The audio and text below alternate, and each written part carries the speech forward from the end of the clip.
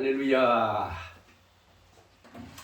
여러분, 주 안에서 너무나도 존경하고 진정으로 사랑합니다.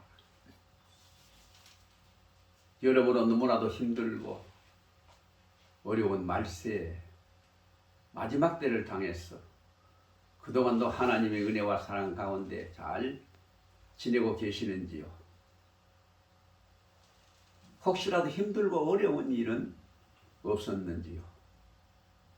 아무쪼록 하나님의 한량없는 아가페 사랑으로 따뜻한 위로를 받으시기 바랍니다. 저도 하나님의 은혜와 사랑 가운데 여러분이 염려해 주신 덕분으로 잘 지냈습니다. 오늘 본문 말씀은 신약 고린도전서 15장 9절에서 11절 말씀입니다. 제가 본문을 직접 봉독에 올리겠습니다. 나는 사도 중에 가장 작은 자라. 나는 하나님의 교회를 박해하였으므로 사도라 칭함받기를 감당하지 못할 자니라. 그러나 내가 나된 것은 하나님의 은혜로 된 것이니 내게 주신 그의 은혜가 헛되지 아니하여 내가 모든 사도보다 더 많이 수고하였으나 내가 한 것이 아니요 오직 나와 함께 하신 하나님의 은혜로라. 그러므로 나나 그들이나 이같이 전파하며 너희도 이같이 믿었느니라고 했습니다. 오늘 본문 말씀을 통해서 모든 것이 하나님의 은혜로라 하는 제목으로 하나님의 말씀을 선포할 때에 하나님의 놀라우신 은혜와 사랑이 여러분과 여러분 가정에 차고 넘치게 되시기 예수님의 이름으로 간절히 소원합니다. 아무리 우리가 은혜를 많이 받아도 은혜를 깨닫지 못하는 사람은 좋은 일이 생겨도 감사할 줄 모릅니다. 그러나 하나님의 은혜를 깊이 깨닫는 사람은 이것도 감사하고 저것도 감사하고 범사에 감사하면서 살아갈 수가 있는 것입니다. 우리 하나님은 에베네셀의 하나님이십니다. 임마누엘의 하나님이십니다. 여호와 이레의 하나님이십니다. 우리는 지금까지 하나님의 은혜로 살아왔습니다. 하나님의 은혜가 아니었다면 우리는 이 자리에까지 나올 수도 없었을 것입니다. 지금도 우리는 하나님의 은혜로 살아가고 있습니다. 하나님의 은혜를 기억하면서 살아가고 있습니다. 앞으로도 우리는 하나님의 은혜로 살아갈 것입니다. 그럼에도 불구하고 우리가 과연 얼마나 하나님의 은혜를 기억하면서 살아가고 있습니까? 무슨 일을 조금 잘하면 내가 잘나서 그런 줄 알고 또 힘들고 어려운 일이 좀 생기면 하나님이 살아 계시는지 않는 것이 쉽게 낙심해버리는 우리들이 아닙니까? 하나님은 우리에게 한량없는 은혜를 베풀어 주셨고 지금도 베풀어 주시고 계시건만 하나님을 믿고 살아가는 우리는 하나님의 은혜를 완전히 잊어버리고 이 세상을 힘들게 살아갈 때가 너무나도 많은 것이 현재의 실정입니다. 그래서 하나님은 택하신 백성인 이스라엘 백성들로 하여금 하나님의 은혜를 잊지 말고 기억하면서 살도록 매년 3대 절기를 지키라고 하나님이 직접 명령하셨습니다. 첫째 절기는 6월절입니다. 이스라엘 백성들이 하나님의 은혜로 종살이하던 애굽 땅에서 해방받은 것을 기념하는 절기입니다. 신약시대에 와서는 부활절로 바뀌어졌습니다. 사망의 권세에서 죄의 종에서 해방받는 것을 감사하면서 지키는 절기입니다. 두 번째 절기는 맥추절입니다. 봄 추수를 끝나고 난 뒤에 한 해의 전반기를 하나님의 은혜로 보내게 된 것을 감사하는 마음으로 지키는 절기입니다. 셋째 절기는 수장절입니다. 요즘 말로 말하면 추수감사절입니다. 가을 추수가 끝나고 난 뒤에 하나님이 1년 동안 베풀어 주신 은혜를 생각하면서 감사하는 마음으로 지키는 절기입니다. 오늘은 일평생 주를 위해서 충성했던 한 인물인 사도 바울의 삶을 우리가 살펴보고자 합니다. 그는 오늘 본문 10절 한 절 말씀 속에 은혜라는 단어를 3번이나 사용했습니다. 이 한 가지만 보더라도 사도 바울이 얼마나 하나님의 은혜에 감격하고 살았는지 우리가 알 수 있습니다. 나의 나된 것은 하나님의 은혜로라. 은혜로 된 것이니. 사도 바울의 고백이 우리의 고백이 되어서 우리도 하나님의 은혜를 깊이 깨닫고 이 은혜에 보답하는 심정으로 더욱더 하나님의 길에 충성해야 될 줄로 믿습니다. 사도 바울은 본문에서 자신의 삶을 과거와 현재와 미래로 나누어 우리에게 설명하면서 그 모든 것이 하나님의 은혜임을 분명히 밝히고 있습니다. 우리도 사도 바울처럼 하나님의 은혜에 감격하면서 내가 그 은혜를 무엇으로 보답할꼬?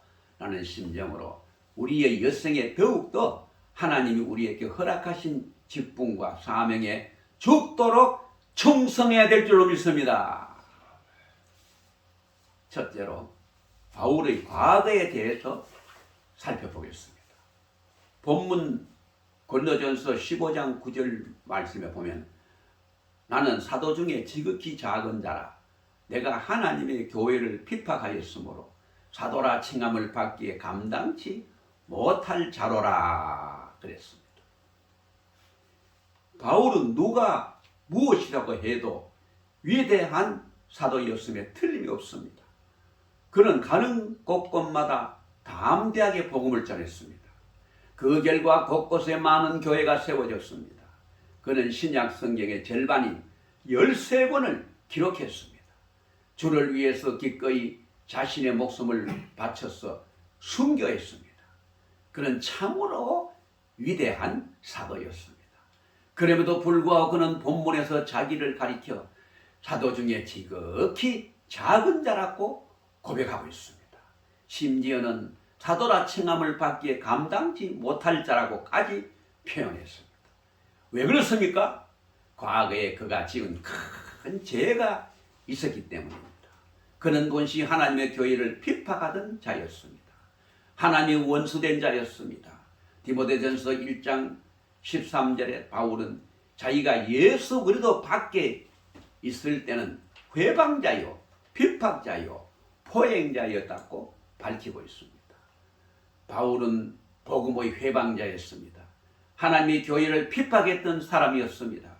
그리고 그리스도인들에게 악행을 가했던 포행자였습니다. 사도 바울은 과거에 자기가 얼마나 큰 죄를 지었는지 그 사실을 깨닫게 될 때에 그는 하나님의 은혜에 참으로 감격하지 아니할 수 없었던 것입니다. 로마서 5장 20절 말씀처럼 죄가 더한 곳에 하나님의 은혜는 더욱 넘치게 되는 줄로 믿습니다. 18세기 영국에 존 뉴턴이라는 청년이 있었습니다. 그는 매우 불량한 그런 청년이었습니다. 그는 허랑방탕한 삶을 살았습니다. 그래서 그의 아버지는 그를 바르게 고치기 위해서 영국의 해군에 입대를 시켰습니다. 그럼에도 불구하고 그는 군대에 엄격하고 규칙적인 그 생활에 적응을 하지를 못했습니다. 결국은 견디다 못해 군대를 탈영해버리고 말았습니다. 그는 바로 체포되어 실컷 매를 맞고서 영창에 갇혔습니다. 그런데도 그는 조금도 뉘우치지 않았습니다. 급기야 화가 난 함장은 그를 아프리카 노예 손에 노예로 팔아 넘겼습니다.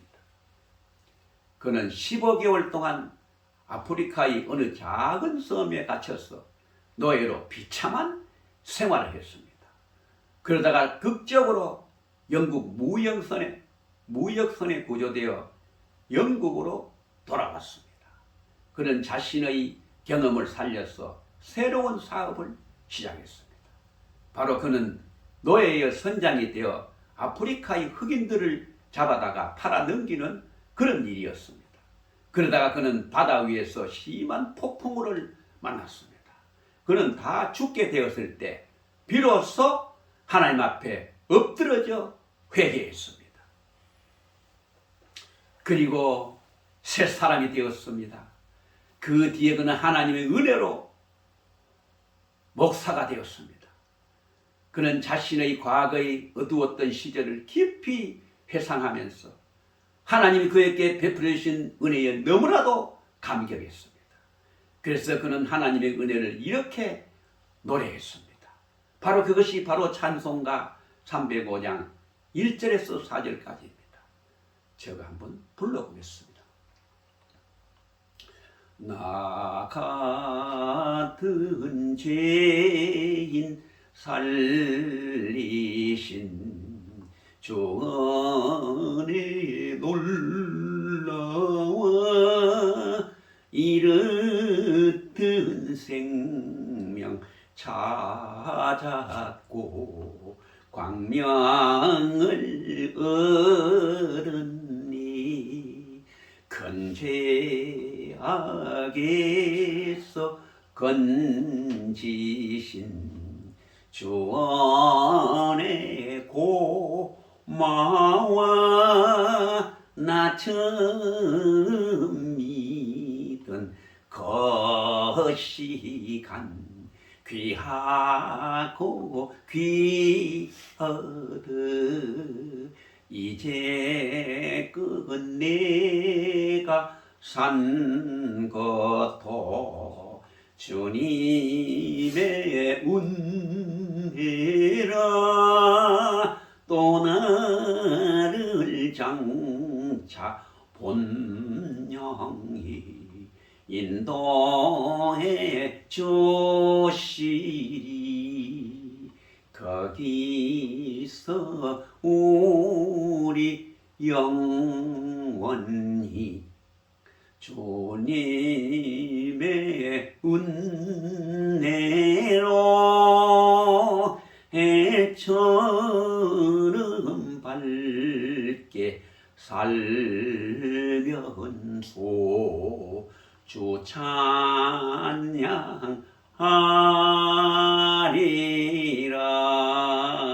아멘.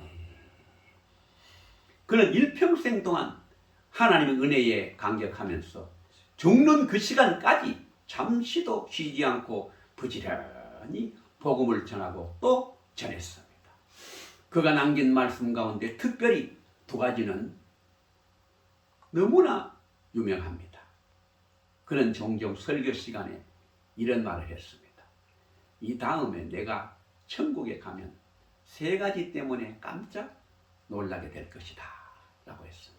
첫째는 그곳에 당연히 있을 것이라고 생각했던 사람이 그곳에 없다는 사실 때문에 놀랄 것이고, 둘째는 그곳에 있을 수 없는 사람이라고 생각했는데 와 있는 것을 보고 놀랄 것이며, 마지막으로 나 같은 죄인이 그곳에 와 있는 것을 보고 놀랄 것이다 그랬습니다.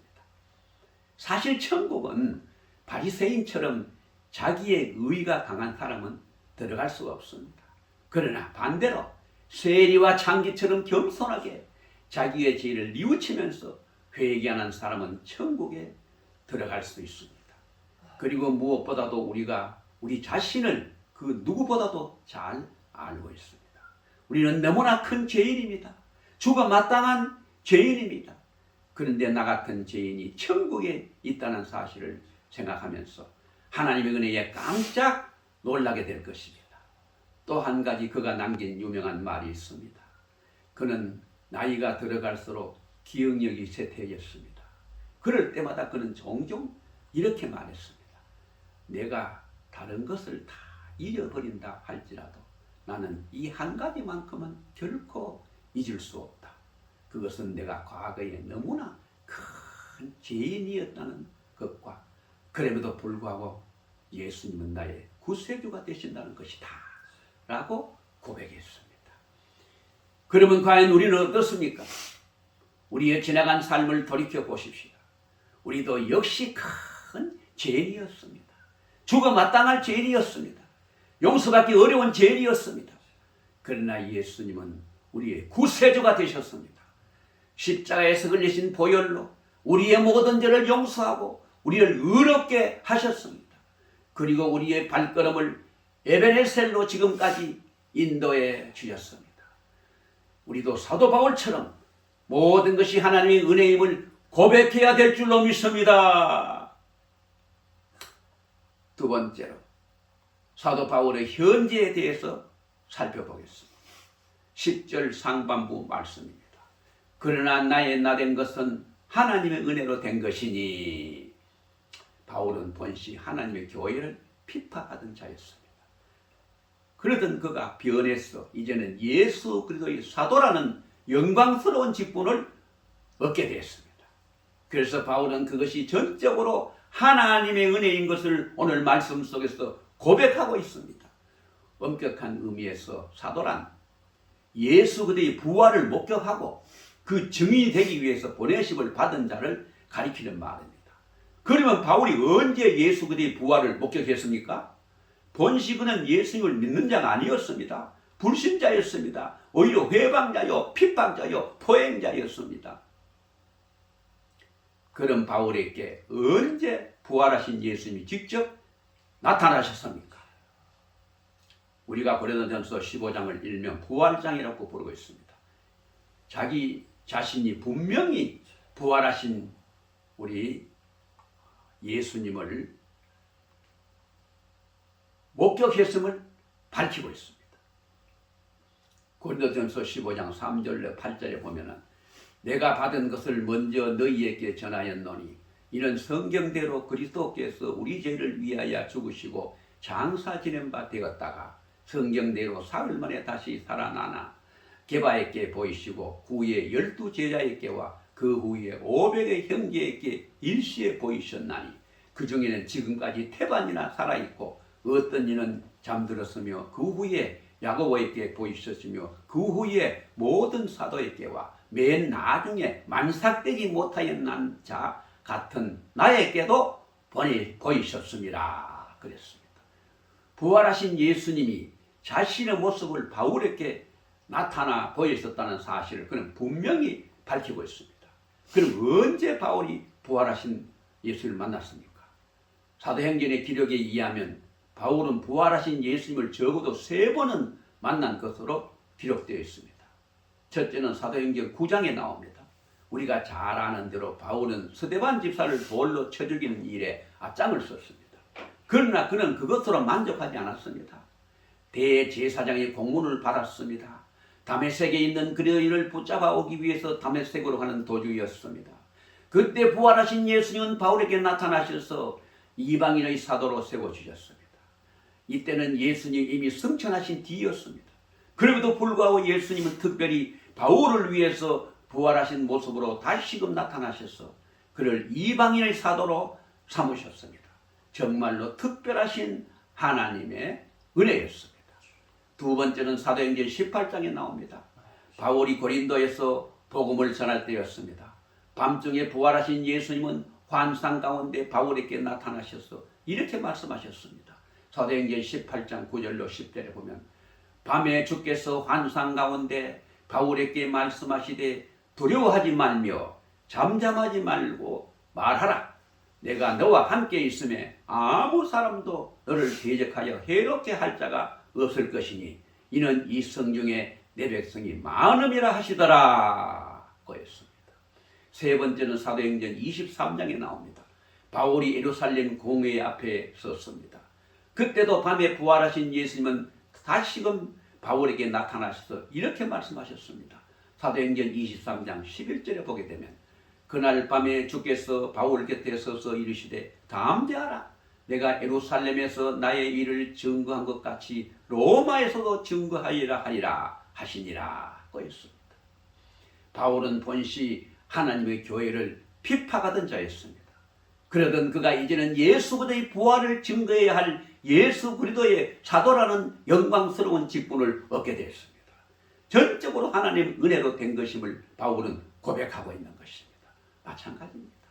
우리가 받은 사명과 직분은 전적으로 하나님의 은혜로 우리에게 주어진 줄로 믿습니다.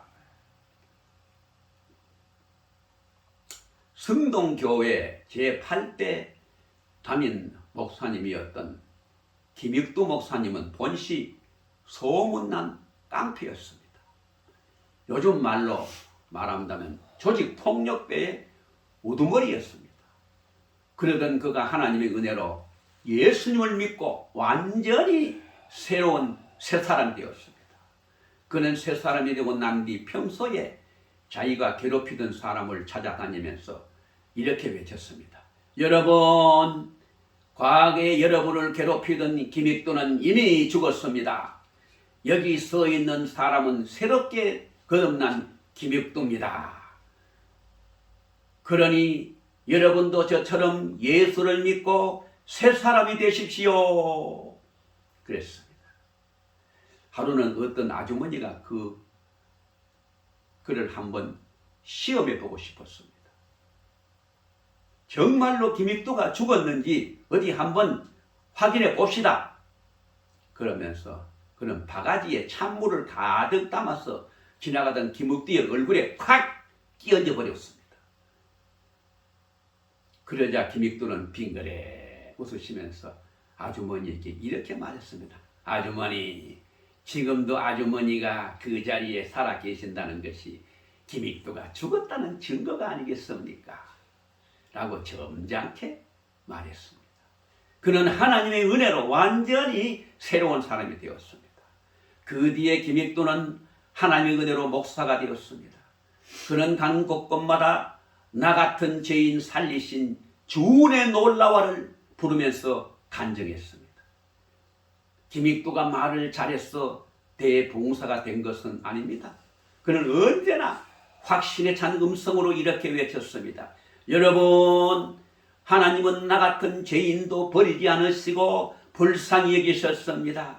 나를 사랑해 주셨습니다. 새 사람이 되게 하셨습니다. 하물며 여러분이야 말할 것도 없지 않습니까? 누구든지 예수 그리스도만 믿으면 저처럼 새로운 사람이 될 수 있습니다. 천국을 선물로 얻을 수 있습니다. 이렇게 길거리를 다니면서 복음을 전했습니다. 사람들은 그 소리를 듣고서 모두가 고개를 끄덕끄덕 하였습니다. 그래, 맞다, 맞아. 하나님께서 김익두 같은 사람도 사랑하신다면 나 같은 사람도 틀림없이 사랑하실 거야 라고 생각하면서 수많은 사람들이 그의 설교를 듣고 감화를 받아 예수님의 앞으로 몰려오게 된 것입니다. 사랑하는 성도 여러분, 바울은 본시 하나님의 교회를 핍박했던 사람이었습니다. 그러나 그는 예수 그리스도의 사도가 되었습니다. 전적인 하나님의 은혜였습니다. 김익도는 본시 깡패였습니다. 그러나 그는 하나님의 은혜로 목사가 되고 부흥사가 되고 총회장이 되고 순교자가 되었습니다. 마찬가지입니다. 내가 나 된 것도 역시 하나님의 은혜로 된 것이라는 사실을 우리는 명심해야 할 것입니다. 하나님이 내게 주신 직분, 하나님이 내게 주신 사명은 내가 잘나서 받은 것이 절대로 아닙니다. 하나님은 하나님의 은혜로 우리에게 주어졌다는 사실을 믿어야 될 줄로 믿습니다. 셋째로 사도 바울의 미래에 대해서 살펴보겠습니다. 사람은 누구에게나 살아온 과거가 있고 살고 있는 현재가 있으며 살아야 할 미래가 있습니다. 이 세 가지는 다 연결이 되어 있습니다. 그러면 바울은 자기의 미래를 어떠한 심정에서 살아가기를 원했습니까? 여호와께서 내게 주신 모든 은혜를 무엇으로 보답할꼬? 시편 116편 12절에 기자의 말씀처럼 사도 바울은 하나님의 은혜에 감격하면서 그 은혜에 보답하는 심정으로 살고자 했습니다.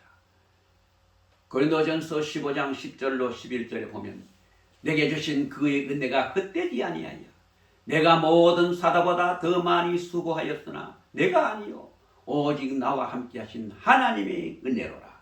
그러므로 내나 저희나 이같이 전파하며 너희도 이같이 믿었느니라 고 했습니다. 그래서 바울은 그 어떤 사도보다도 더 많이 수고하였다고 말했습니다. 그는 많은 핍박을 받았습니다. 매도 수없이 맞았으며 감옥에도 여러 번 갇혔습니다. 생명의 위협을 수없이 많이 받았습니다.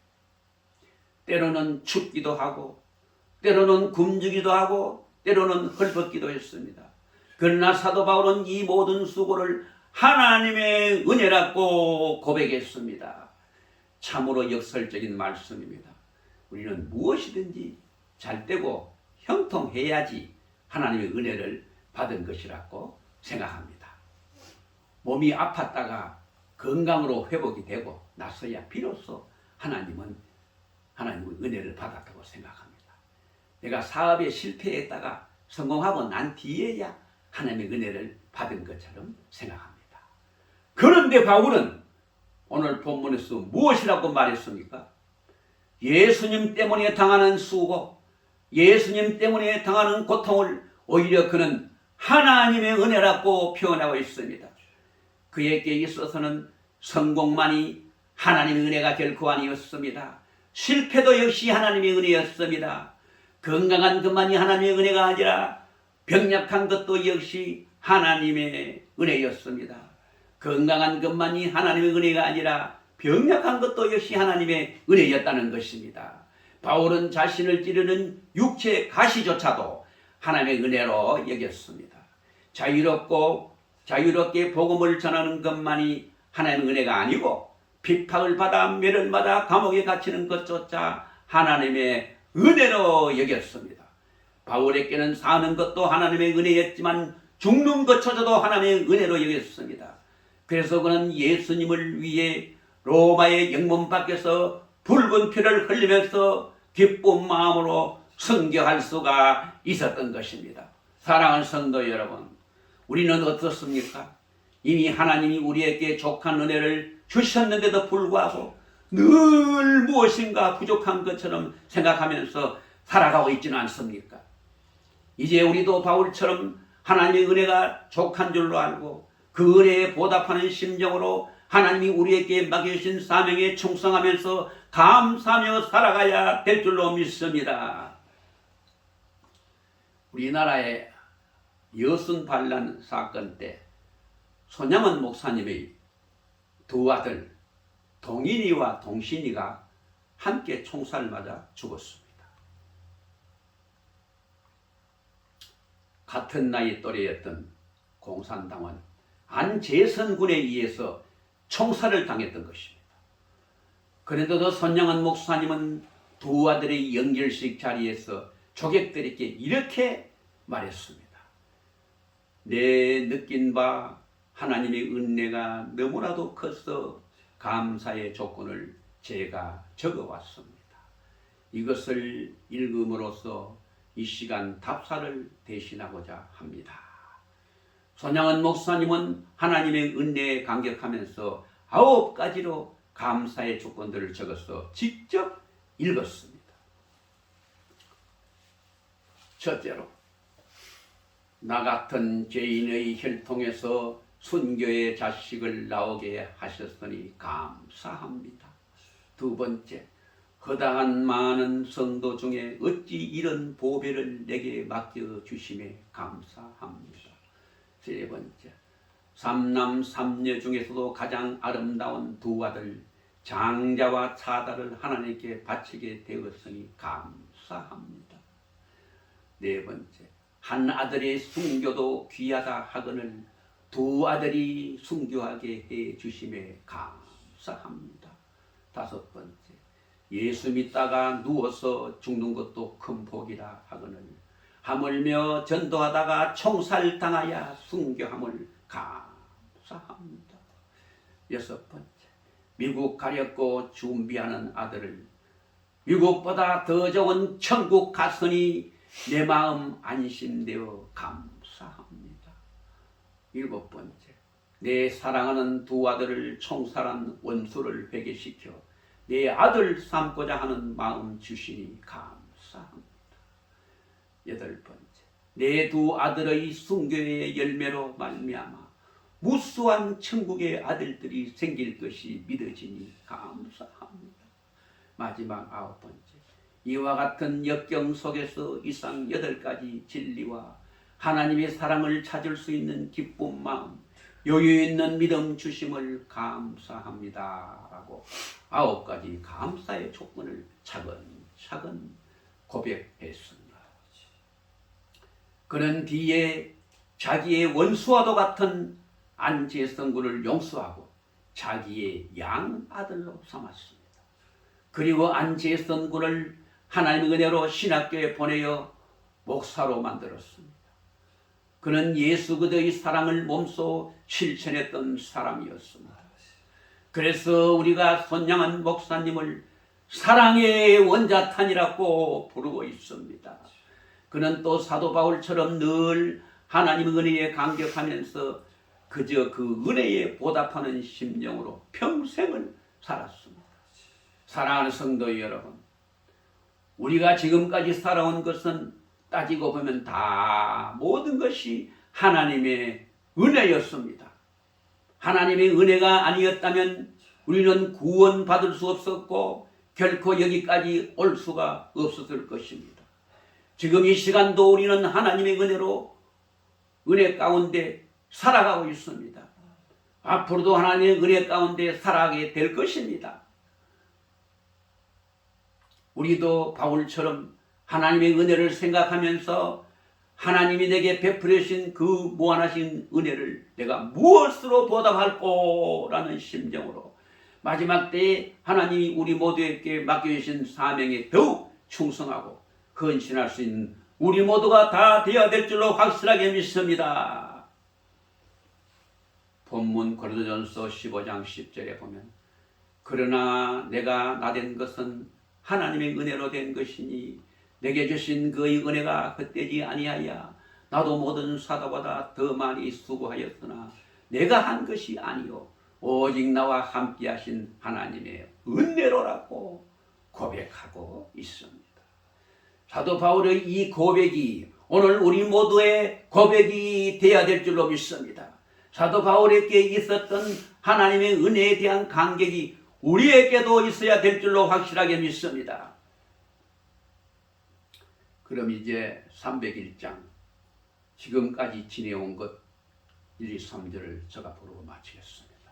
이 찬송은 주로 송년 주일에 가장 많이 부르는 은혜의 찬송으로 일본에 복음이 전파된 지 얼마 후인 19세기 후반에 초교파적인 전도대원의 한 사람으로 홀리너스 교단의 목사로 동양선교의 성서학원 교수로 활동하며 많은 찬송을 일본어로 번역하고 만들었던 사사오 데스사보로 목사가 로마서 8장 28절 우리가 알거니와 하나님을 사랑하는 자 그 뜻대로 부르심을 입은 자들에게는 모든 것이 엄격하여 선을 이루니라는 말씀으로 배경으로 1897년에 작사하였습니다.